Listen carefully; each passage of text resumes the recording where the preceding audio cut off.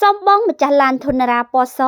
ដែលលៀងឡានជាមួយគ្នាទីតាំងដែលលៀងស្ថិតនៅផ្លូវជាតិលេខ5ទល់មុខខ្លោងទ្វារវត្តក្រឡែងកែងបានច្រឡំឯកសារឡានរបស់ខ្ញុំដែលមានដោយការរៀបរាប់ខាងក្រោមមានដូចជាកាតគ្រីឡាននិងសិភៅគ្រួសារអត្តសញ្ញាណប័ណ្ណចំនួន2សន្លឹកនៅក្នុងនឹងដែលមាន1ឈ្មោះឈួនវណ្ណា2ឈ្មោះហែមស្រីនាងអាស្រ័យដូចបានរៀបរាប់ខាងលើសំបងម្ចាស់ឡានធនរាពណ៌សសូមយកមកប្រកល់ឲ្យខ្ញុំបានវិញផងដោយសារបុគ្គលិកលាងរថយន្តនៅទីនោះគាត់បានច្រឡំឯកសារខ្ញុំដាក់ចូលទៅក្នុងឡានរបស់បងសូមបងជួយឆែកមើលឲ្យខ្ញុំនិងយកមកប្រគល់ឲ្យខ្ញុំវិញផងដោយក្តីអនុគ្រោះនិងសូមថ្លែងអំណរគុណលេខទំនាក់ទំនងរបស់ខ្ញុំ086 39 8500ឬ077 89 68 69និង096 28 28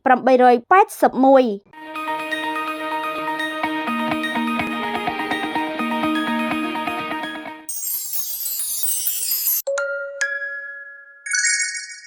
ត្រង់ចំណុចទល់មុខវត្តកន្លែងកែងនៅម្ដុំស្រុកគេបងភូមិចល័កដៃភូមិស្វាយស្រុកតាមលីបន្តិចភូមិឆ្នាំបាទហើយគាត់បានច្រឡំឯកសារឡានបងអីបាទច្រឡំឯកសារឡានអីខ្លះបងនិយាយប្រាប់បងឯកសារឡាននៅក្នុងហ្នឹងមានអត្តសញ្ញាណប័ណ្ណ2សន្លឹកកាតគ្រីម៉ូតូកាតគ្រីឡានហើយនឹងកាតគ្រីគៀសូមឲ្យបងមកបាទអញ្ចឹងគាត់សុំឲ្យបងដែលច្រឡំឯកសារឡានដែលនៅម៉ោងប៉ុន្មានដែរបងទុំម៉ោង4ម៉ោង5ហ្នឹងបងម៉ោង4ម៉ោង5បាទម៉ោង4ម៉ោង5ដែលគាត់សុំឲ្យបងដែលច្រឡំយកឯកសារទៅនេះបាទឡានគាត់ជីឡានធនតារា0405ហ្នឹងបាទជីឡានធនតារាម្ចាស់ដែលយកទៅច្រឡំហ្នឹងឯងបាទដែលច្រឡំហ្នឹងជីឡានធនតារា0405ហ្នឹងឯងបងនៅផ្លូវជាតិលេខ5ទល់មុខវត្តត្រឡែងកែងបាទបងអញ្ចឹងបងគាត់នៅខាងការ៉ាស់ហ្នឹងបងអូនគាត់នៅខាងហ្នឹងគាត់សុំឲ្យបងហ្នឹងជួយឆែកមើលឡានផងដែលមើលឯកសារបាទមើលឯកសារដែលច្រឡំ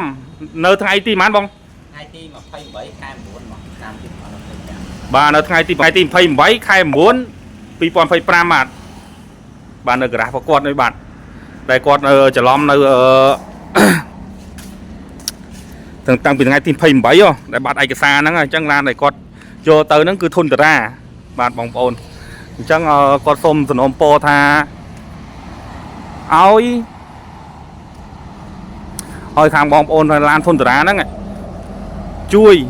យកឯកសារឲ្យគាត់វិញផងព្រោះគាត់ឥឡូវគាត់ត្រូវសងគេឯកសារហ្នឹងបងប្អូនណាហ្នឹងហើយនេះជាការ៉ាស់ឡានរបស់គាត់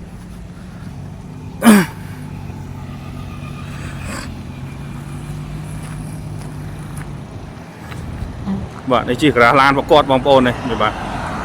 នេះការ៉ាស់ឡានដែលគាត់លៀងបាទនេះព្រោះឥឡូវថ្ងៃចាំងពេកបងប្អូននេះការ៉ាស់ឡានគាត់នៅផ្លូវជាតិលេខ5ទល់មុខវត្តត្រឡែងកែងបាទ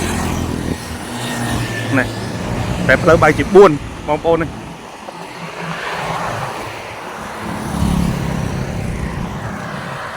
បាទអញ្ចឹងសូមអរគុណបងប្អូន